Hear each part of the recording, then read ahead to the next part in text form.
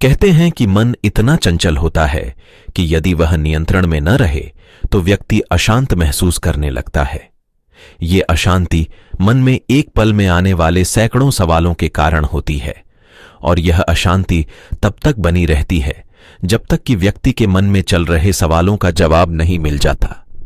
ऐसे में तो यही लगता है कि मन को शांत रखना बेहद जरूरी है, लेकिन सवाल यह उठता है कि आखिर हम मन को शांत कैसे कर सकते हैं। गौतम बुद्ध के मुताबिक मन को शांत करने के लिए उसे समझना जरूरी है। गौतम बुद्ध के बताए वो तरीके जिनसे मन को समझना आसान होगा और हम उस पर काबू करने का प्रयास कर सकेंगे। एक बार एक व्यक्ति गौतम बुद्ध के पास गया और पूछा कि मन को नियंत्रित करने का पहला चरण क्या है। बुद्ध कहते हैं, अपने मन को समझने का पहला चरण है इसके द्वारा दिए गए लालच की व्यर्थता को देखना समझना। दरअसल जब मन अनशांत होता है तो कई तरह के लालच देता है, और जिसने मन द्वारा दिए इन लालचों को पहचान लिया, समझ लो कि उसने मन को समझने का पहला चरण समझ लिया। फिर व्यक्ति बुद्ध से पूछता है कि लेकिन हमें यह कैसे पता चलेगा हमारा मन हमें लालच दे रहा है और वह लालच व्यर्थ है। इसका जवाब देते हुए बुद्ध कहते हैं, अनुभव से। मनुष्य के मन लालच से जिस कार्य को अतिपूर्वक करता है उसमें उसे हानि ही होती है, और हानि के बाद ही उसे अनुभव होता है। जैसे जिसने वास्तव में यह देख लिया कि नशा करना केवल दुख है, वह नशा मुक्त होना शुरू कर देगा।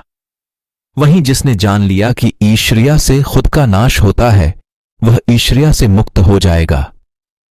मन को समझने का यही पहला चरण है। व्यक्ति बुद्ध से पूछता है, यदि व्यक्ति पहले चरण से यह जान जाता है कि वह मन द्वारा दिए लालचों के कारण दुखी है, तो फिर दूसरा चरण क्या है। बुद्ध कहते हैं, खोज पर निकलना। दूसरे चरण के लिए ऐसे व्यक्ति की खोज पर निकलना होगा जो पहले ही अपने मन को जानकर इससे मुक्त हो चुका है। दरअसल एक ऐसा ही व्यक्ति तुम्हारा मार्गदर्शन कर पाएगा। व्यक्ति कहता है, लेकिन ऐसे व्यक्ति की पहचान कैसे होगी। बुद्ध कहते हैं, यही तीसरा चरण है। सुनना ही अपने मन को समझने का तीसरा चरण है। व्यक्ति कहता है, क्या इसे देखकर पता नहीं किया जा सकता। बुद्ध कहते हैं, देखने में कोई व्यक्ति बहुत शांत और अच्छा लग सकता है, लेकिन उसके मन के भीतर क्या है यह उसके शब्दों से ही पता चल सकता है। लेकिन किसी की बातों पर तब तक विश्वास नहीं करना चाहिए जब तक कि वह तुम्हारे विवेक की कसौटी पर खरा न उतरे। गौतम बुद्ध कहते हैं कि कर्म ही मन को समझने का चौथा चरण है। खुद को जानने के लिए सही दिशा में कर्म करना जरूरी है, लेकिन कर्म करते हुए व्यक्ति हर बार दो गलतियां करता है। पहली गलती यह कि शुरुआत ही नहीं करना, और दूसरी गलती यह कि पूरा रास्ता तय न करना। इन दोनों ही गलतियों के पीछे हमारा मन होता है। व्यक्ति अपने कर्म को पूरा इसलिए नहीं कर पाता क्योंकि वह सोचता है कि मैं कल से शुरुआत करूंगा तो कोई यह सोचता है कि मैं असफल हो जाऊंगा। इन गलतियों का मुख्य कारण है जागरूकता की कमी। इसके बिना मन व्यक्ति को सही दिशा में चलने ही नहीं देता। गौतम बुद्ध कहते हैं कि मन को जानने और समझने का पांचवा चरण है जागरूकता।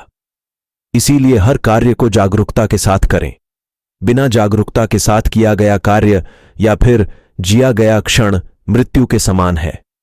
व्यक्ति बुद्ध से पूछता है, अपने जागरूकता के स्तर को कैसे बढ़ाया जा सकता है।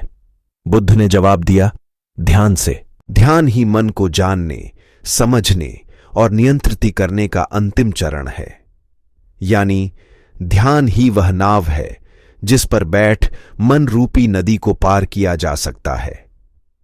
जिस व्यक्ति ने इन शुरुआती 5 चरणों से मन को जान लिया, उसने अपने मन को जीत लिया, उस पर काबू पा लिया। अपने भीतर के सुर को कैसे सुने।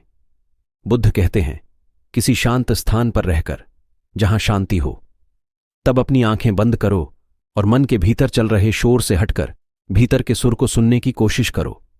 सुर निरंतर चलता रहता है, लेकिन बाहर के शोर के कारण तुम अपने मन के भीतर चल रहे सुर को नहीं सुन पाते हो। जब तुम अपने दोनों कानों को अपने हाथों से बंद कर दोगे, तभी मन के सुर को सुन पाओगे।